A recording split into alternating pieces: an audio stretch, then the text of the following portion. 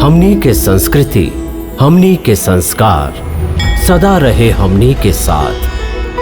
भारत के महान ग्रंथ और काव्य सब के संपूर्ण संकलन सब्सक्राइब करें तिलक।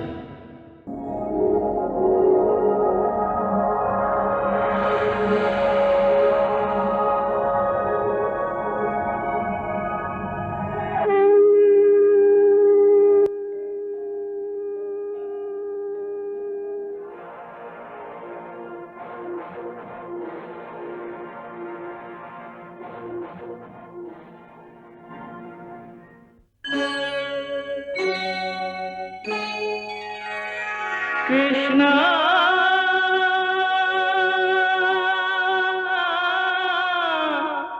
कृष्णा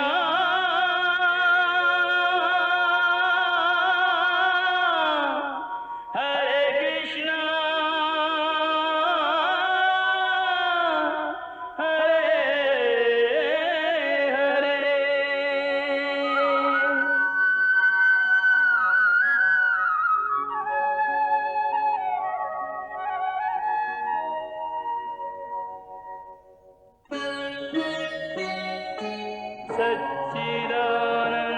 सच्चिदानन्दरूपाय विश्वोत्पत्त्यादिहेतवे तापत्रयविनाशाय श्रीकृष्णाय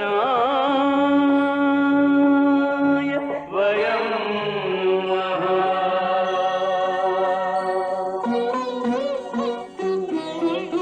श्रीकृष्ण गोविंद हरे मुरारे, हे नाथ नारायण वासुदेव। हरे कृष्ण राधे राधे कृष्ण कृष्ण कृष्ण हरे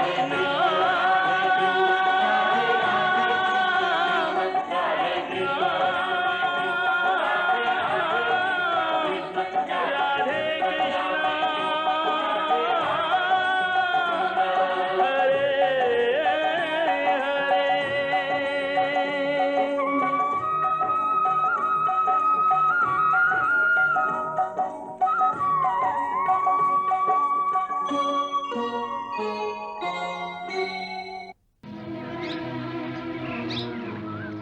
एक बार गुरु शुक्राचार्य असुरन के राजा बलि से 100 गो यज्ञ करावे के अनुष्ठान कैलन। उनकर 100वां यज्ञ यदि पूर्ण हो जात तो राजा बलि अनंत काल खातिर इंद्र पद पर आसीन हो जैतन। राजन, आपके बधाई होखे कि आपके 99 यज्ञ भी पूरा हो गई। अब खाली एगो यज्ञ रह गई है।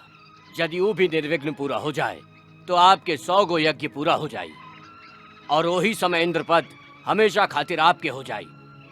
स्वर्ग पर देवता लोक के वर्चस्व हमेशा खातिर समाप्त हो जाई। तब तीनों लोक में असुरन के एक छत्र राज हो जाए गुरुदेव। अवश्य। सृष्टि के यह परिस्थिति से बचावे खातिर देवता लोग भगवान से प्रार्थना कैलन। उनकर पुकार सुन के भगवान श्री हरि वामन के रूप में धरती पर अवतार लेलन। जिस समय राजा बलि 100वां यज्ञ के संकल्प करे जात रहन, वही समय वामन भगवान एगो ब्राह्मण वटुक के रूप में दान मांगे खातिर बलि के यज्ञशाला में पधर ले। महाराज के जय होखे। महाराज, यज्ञशाला के द्वार पर एगो याचक आयल है और उ आपसे मिले के याचना कर रहा है। महाराज, यज्ञ आरंभ करे के मुहूर्त निकल जा रहा है। महर्षि, जब तक बलि के द्वार पर एगो भी याचक बची अथवा असंतुष्ट रह जाए तब तक ये यज्ञ कैसे आरंभ हो सकेला? जब तक हमार राज्य में केहू के कुछ भी मांगल शेष न रहे तबे तो हम यज्ञ करे के अधिकारी होकर।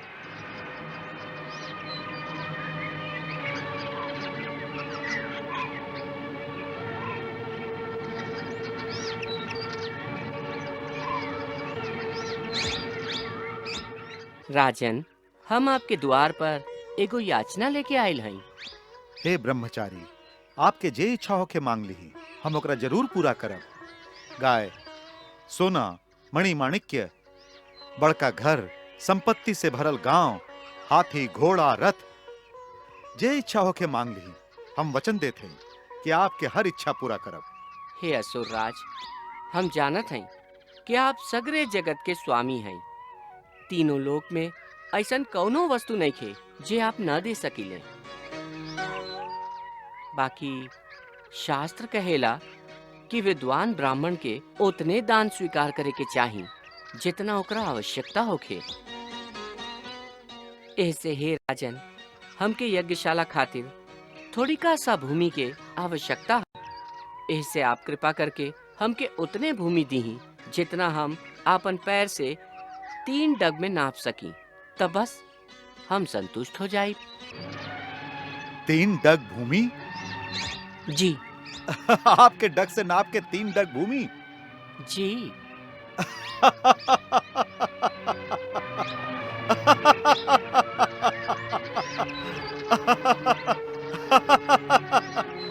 ब्राह्मण कुमार, हम तीनों लोक के एकमात्र अधिपति हैं। हम सप्तद्वीप नौखंड आपके चरण में समर्पित कर सकत हैं। हमरा से इतना मांगला कि जीवन में दोबारा कोनो और से मांगे के जरूरत ना पड़े। हमार सामर्थ्य के हिसाब से मांगा, जैसे तोहार सब कामना पूर्ण हो जाए। संसार में सब कामना केकर पूरा होखेला राजन? मनुष्य जितना पावेला उतना ही ओकर तृष्णा बढ़त जाला। आपके पास सगरी धरती है, ओसे का आपके कामना तृप्त हो गई है? ना, आपके अब स्वर्ग के अधिपति बने के लोभ है। ऐसे लालसा और लोभ जितना बढ़ावा उतना ही बढ़त जाला। ऐसे हे राजन, हम आपके दानवीरता के सम्मान करत अपना खातिर खाली 3 पग धरती मांगत हई।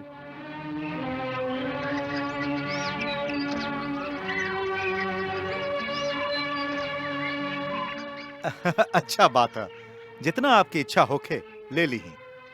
तब मंत्रबद्ध होके दान के संकल्प करी।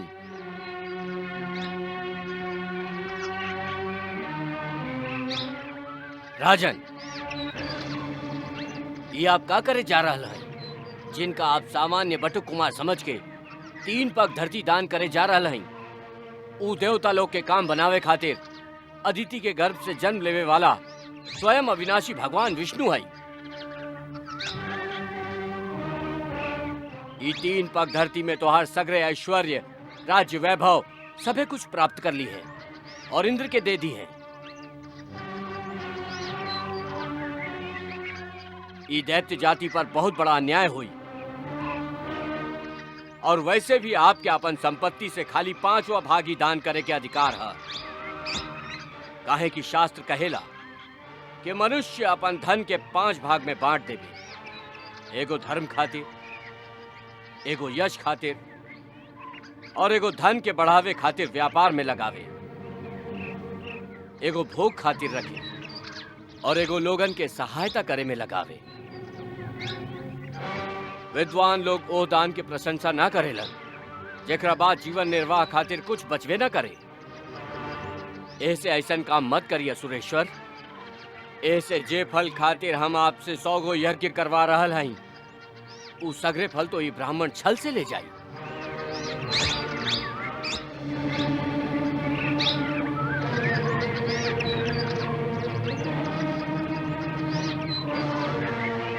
गुरुदेव, एगो उदार और करुणाशील मनुष्य कोनो अपात्र याचक के कामना पूरा करके यदि दुर्गति भोगेला तो दुर्गति भी शोभा के बात होखेला। और यदि ये साच है कि स्वयं अविनाशी भगवान विष्णु एगो बटुक के रूप में हमार यज्ञशाला में पधरले हैं, तो हमरा खातिर एक गौरव के बात है। हे महर्षि, वेद विधि के ज्ञाता आप लोग जौन भगवान विष्णु के आह्वान करे खातिर यज्ञ तप आदि के अनुष्ठान करेली, तब वो कृपा करके दर्शन देवेलन। ऐसन भगवान विष्णु द्वारा साक्षात याचना करे पर हम कैसे पीछे हट सकत हैं? क्षमा करी महर्षि, हम बटुक ब्राह्मण की इच्छित धरती अवश्य प्रदान करब, ना तो हमरा कारण हमार पुरखन के कीर्ति धूमिल हो जाई। बाकी राजन। क्षमा करी महर्षि, हम प्रहलाद के पोता हैं और एक बार देवे के प्रतिज्ञा कर चुकल हैं। अब एगो ठग के लेखा धन के लोग में यह ब्राह्मण से कैसे कह दें कि हम ना दे।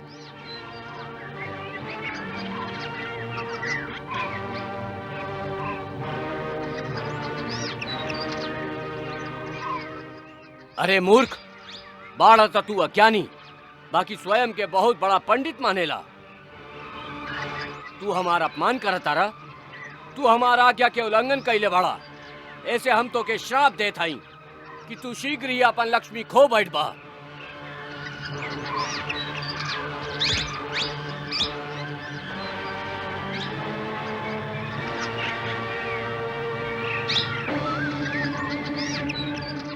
गुरुदेव, हम के आपके श्राप स्वीकार है, बाकी हम अपन वचन से ना फिर सकेंगे।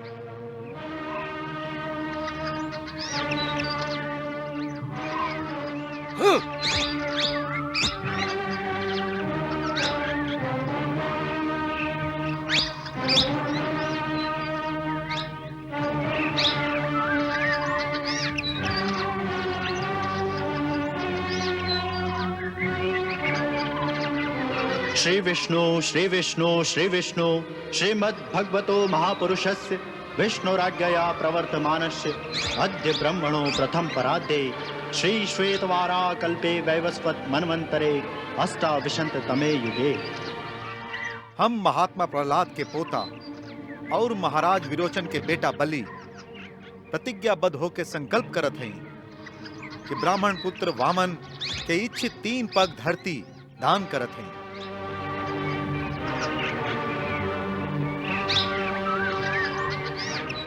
ब्राह्मण देवता आपन पैर से 3 पग धरती नाप के ग्रहण करिए।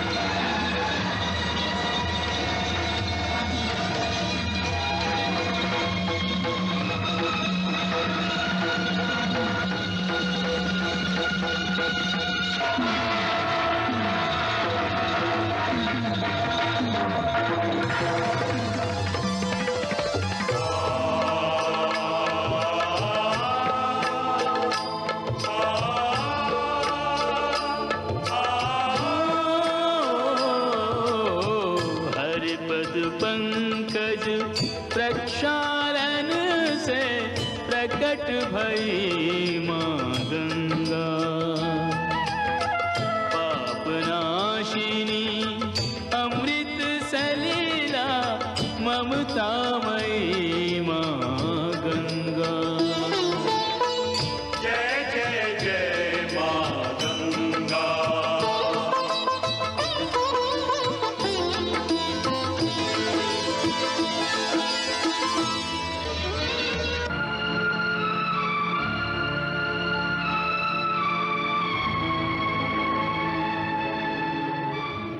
दैत्यराज बलि, तू हमके 3 पग भूमि देवे के वचन दी ले रहा।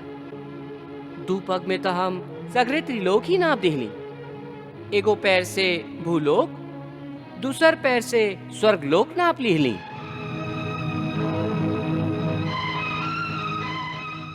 एह तरह तोहार सब कुछ हमार हो गईल हा। बाकी अभी तोहार प्रतिज्ञा पूरा ना भइल हा, काहे कि अब तोहरा पास कुछ ना बचल। ऐसे तीसरा पग रखे खातिर तू हमके कोनो स्थान ना दे सकेला। तोहार वचन झूठ हो गई।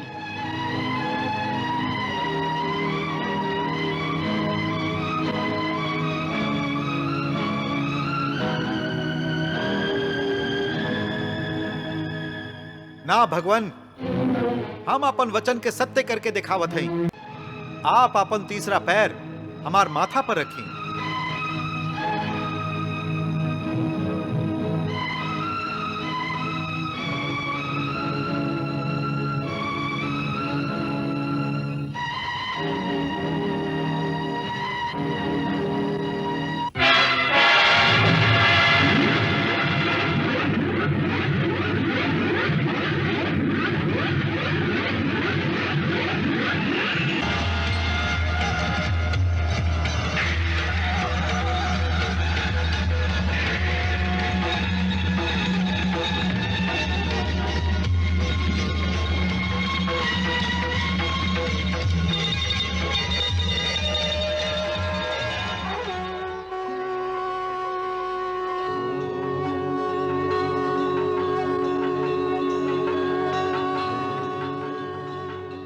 महात्मा बलि, तू सचमुच दृढ़ प्रतिज्ञ बाड़ा। हम तो उसे अति प्रसन्न हैं। गुरु के श्राप और हमार माया से भी भयभीत ना भइला। सब कुछ खो के भी तू आपन वचन पूरा कैले बाड़ा। ऐसे हम तो के वो स्थान देत हई जे बड़ बड़ देवता खातिर भी प्राप्त कैल कठिन हा। सवणीय मनवंतर में तो के हमार परम भक्त इंद्र के पद प्राप्त हुई। तब तक तू पाताल लोक में आपन दादा महाराज प्रहलाद के संगे आनंद पूर्वक निवास कर। तू हमके वहां सदा सर्वदा पास ही देखबा।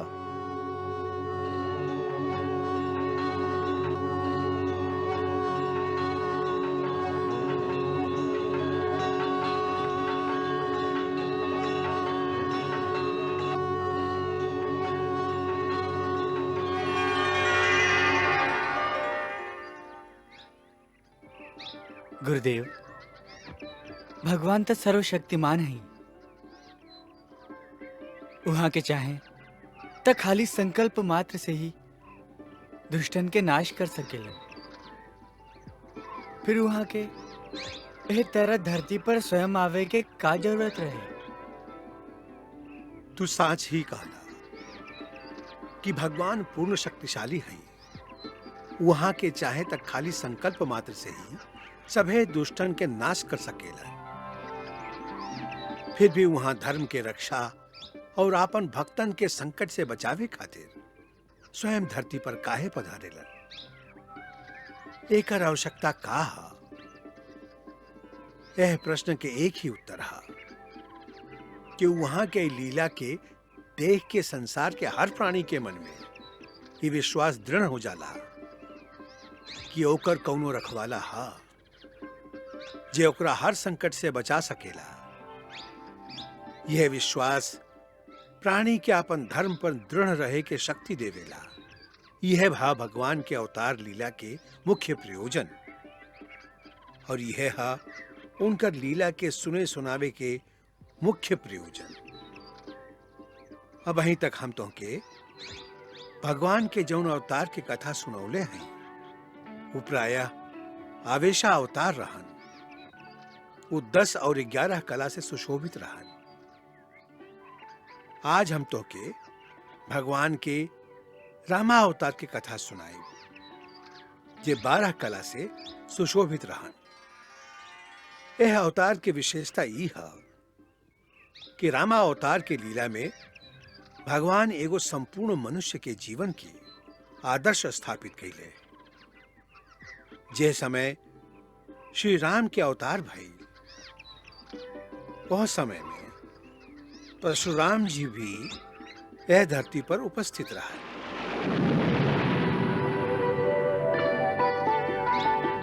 दूगो अवतार के एके संगे धरती पर होखल भी ओह काल के विशेषता रहे। बाकी पुराण और इतिहास के अनुसार जब परशुराम जी के सामना श्री राम से भई तब परशुराम जी के अवतार के काल समाप्त हो गई रहे।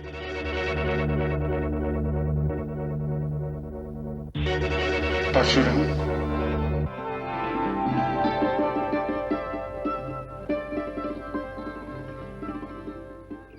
इस तरह से श्री परशुराम जी के भी आवेशा अवतार ही कहल जा सकेला। वहां 21 बार यह धरती के क्षत्रिय विहीन कर दिले रही। बाकी जब जनक के दरबार में श्री राम से वहां के सामना भई तब परशुराम जी खाली इतना ही कहले, रामी धनुष ई धनुष विष्णु हमरा पितामह महर्षि विजय के लगे धरोहर स्वरूप रख ले रहन। यदि विष्णु के है धनुष पर तू वाण के संधान कर ले बा तो हमार संदेह मिट जाई। राम रमापति कर धन ले खेचहु चाप मिटाए संदेह खेचहु चाप मिटाए संदेह। वह समय जब श्री राम के रूप में वहां के चतुर्भुज भगवान के दर्शन भये तो वहां जान गई कि उनकर अवतार काल समाप्त हो गई है। ऐसे वहां वही क्षण उनका के आपन धनुष देके तपस्या खातिर चल गई।